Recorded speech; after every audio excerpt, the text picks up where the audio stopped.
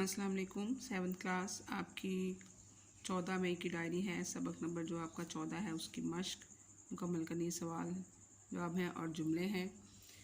देखें इसके सवाल जवाब। रीडिंग इसकी हम कर चुके हैं। रीडिंग के बाद सवाल जो हैं उसके बहुत आसानी से हम इसके सवाल जो हैं मश्क के हल कर लेंगे। जी, पहला सवाल है, माशरती आदाब से क्या मुराद है? माशरती आदाब से मुराद माशरे में सहने के तौर तरीके हैं, यानी ऐसे अंदाज और तरीके अपनाना जिन पर अमल करके हम माशरे में अहसन तरीके से अच्छे अंदाज से रह सकते हैं। जी, दूसरा सवाल है, माशरती आदाब का ख्याल ना रखने से क्या नुकसान होता है? 7th क्लास, माशरती आदाब जो हैं उनका अगर हम ख्याल नहीं रखेंगे तो माशरे में बेचैनी, बदअमनी और इंतशार फैलेगा, मनफी रवैये जन्म लेंगे और लोग एक दूसरे से दूर हो जाएंगे। जी, तीसरा सवाल है, गुफ्तगू करते वक्त किन बातों का ख्याल रखना ज़रूरी है? गुफ्तगू करते वक्त रास्तबाजी से काम लेना चाहिए, यानी सच्ची बात करनी चाहिए और झूठ बोलने से इज्तनाब करना चाहिए। फजूल और बेमानी गुफ्तगू नहीं करनी चाहिए और ऐसे अल्फाज का इंतखाब करना चाहिए जिससे दूसरों की दिल आज़ारी ना हो, बल्कि दूसरों को खुशी हो। नरमी से बात की जाए, ऐसी बात ना की जाए जिससे किसी दूसरे मुसलमान बहन भाई जो है उनका दिल जो दुखे और उनकी दिल आज़ारी हो। जी, आगे है, गाड़ी चलाने वाले को किन बातों का ख्याल रखना चाहिए?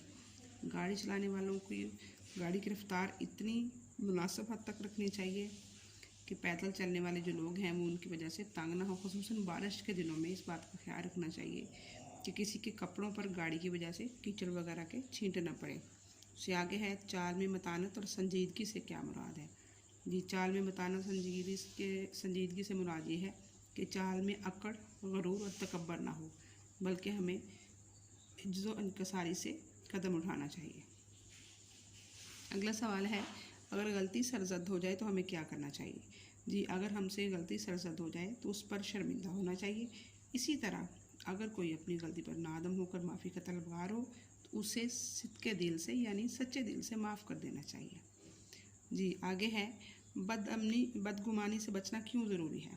जी, बदगुमानी से बचना इसलिए ज़रूरी है कि इससे उस शख्स की दिल आज़ारी होती है जिसके बारे में बदगुमानी की जाए, और इससे एक दूसरे के दिल में रंजिशें भी पैदा होती हैं, दिल दूर हो जाते हैं और बाज़ औक़ात जो है मामला जो है वो लड़ाई झगड़े पर भी पहुंच जाता है।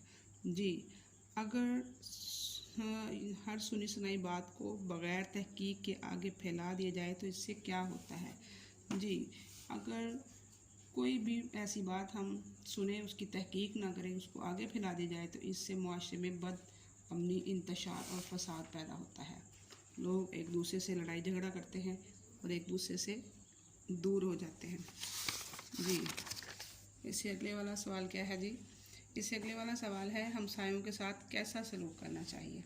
हमसायों के साथ अच्छा सलूक करना चाहिए, उनकी ज़रूरतों का और आराम का ख्याल रखना चाहिए और कोशिश करनी चाहिए कि उन्हें हमारी तरफ से किसी किस्म की तकलीफ़ ना पहुँचे। जी, गीबत क्या होती है? किसी की पीठ पीछे उसकी बुराई करना, यानी वो शख्स मौजूद ना हो तो उसकी बुराई करना गीबत कहलाता है। अगला सवाल है, किसी मुसलमान से मुलाकात के वक्त क्या कहना चाहिए? किसी मुसलमान से मुलाकात के वक्त अस्सलामु अलैकुम कहना चाहिए, उसके लिए नेक कलमात का इजहार करना चाहिए।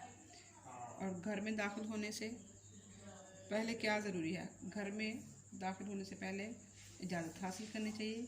घर अपना हो या किसी और का हो, बग़ैर इजाज़त के दाखिल नहीं होना चाहिए और उसमें दाखिल होते वक्त अस्सलामु अलैकुम कहना चाहिए।